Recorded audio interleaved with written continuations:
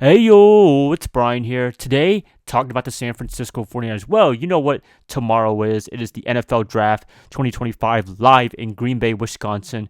It's going to be a big crowd out there. It's going to be a lot of fun. Hopefully, everybody that's going there, that listens to this video, happens to stumble upon this video, has a good time. And it's always the most exciting time of the year for the off season where dreams can be made, right? Yeah, I bought into that marketing scheme too of college players fulfilling their long life dream of being in the NFL, being drafted in the first round or just any round in particular. Hey, if Tom Brady can prove anything, you could be drafted in any late round draft pick and be very successful in the NFL. Brock Purdy as well, last pick in the draft, having a very successful NFL career so far.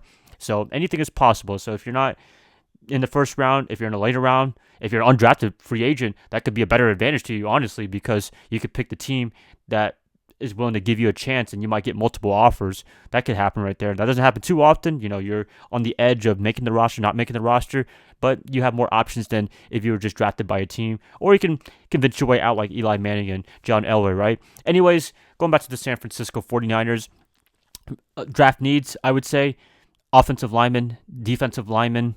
Those are the two biggest needs, in my opinion. Maybe some other depth needs, but I see the 49ers going back to the heart and soul of the team is the trenches, and they probably watched the whole Super Bowl between Philadelphia and Kansas City, seeing how Philadelphia just absolutely dominated Kansas City, the team that we just cannot beat for whatever reason. I believe we're 0-5 against Patrick Mahomes and the Chiefs ever since he's been there. So, just being able to see how Philadelphia just absolutely manhandled them and they were able to just get them out of their game the whole time. You have to go with the trenches. They were dominant on both sides of the ball. In terms of that, Jalen Hurts had a great game. Defensively, a lot of takeaways. What more can you ask for, right? And it starts and ends with the trenches. I feel like that should be a theme, not just with the 49ers, but every team in the NFL. But the 49ers are pretty good at it when they do draft somebody really talented, really great, a la Nick Bosa and company, right? So that's what I'm leaning towards if they're going to keep the 11th pick. I assume they're going to keep the 11th pick. They have a lot of draft picks, a lot of assets to work with, definitely. Could they trade up for somebody? I don't really see that happening, honestly. I mean, it's not like the team is struggling and they just need to get the best player available. I feel like they just need to get the best player in the position that they really need the most, and it is defensive lineman, offensive lineman. And I know it sounds ridiculous to draft a defensive lineman again for like the past it feels like for every year they draft a defensive lineman in a very early draft pick. But hey, it does win championships, and defense is very important. Got to stop Patrick Mahomes. That's the way to do it. This is the way, right? So yeah, I mean, not surprising at all. They could be going for a lot of guys. I think there's a few guys I can't think off the top of my head that they could be going after, but yeah, I mean, to pair somebody up with Nick Bosa, either next to him, opposite of him, Leonard Floyd's gone from the 49ers, so we definitely need a little bit of help there. It's a no-brainer at all. Could they pull a surprise? Could they pull a shocker? Maybe draft a wide receiver? Oh gosh, please don't do that again. I'm just kidding. I love me some Ricky Pearsall. I think he has a lot of potential. I think Brandon Ayuk can come back, hopefully stronger than he did last year. Then I think that'd be a good thing. No, please don't draft another wide receiver though. We can work on that some way, shape, and form with somebody else. But yeah, trenches, John Lynch company, please, trenches.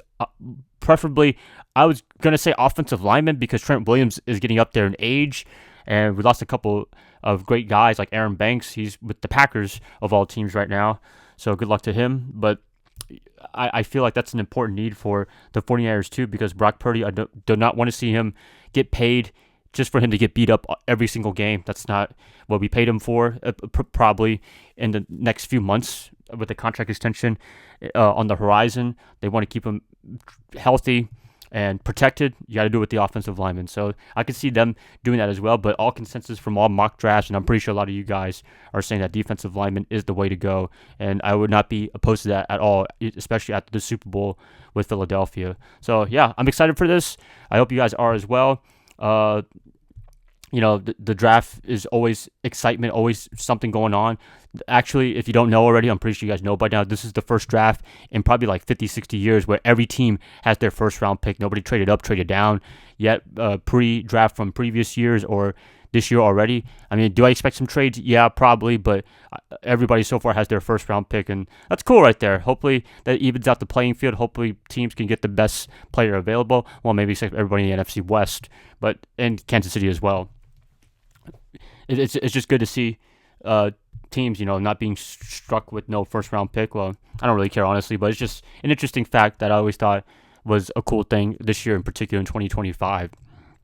And being at Green Bay, that's a great setting as well. I mean, it's legendary. Lambeau Field. I feel like all football fans, including us Niner faithful, should take a trip to Green Bay just to see Lambeau Field, honestly. I mean, is that the only reason to go to Green Bay? I'm pretty sure there's other reasons, but Lambeau Field, if you're a true football fan, like everybody on this YouTube channel listening to this, and me personally, you got to go to Lambeau Field just once in our lifetimes just to experience it. Maybe go to a game. I mean, it's probably expensive and it's hard to get season tickets. It's hard to get tickets in general for the Packers because they're popular and it's the Packers, right? Iconic team.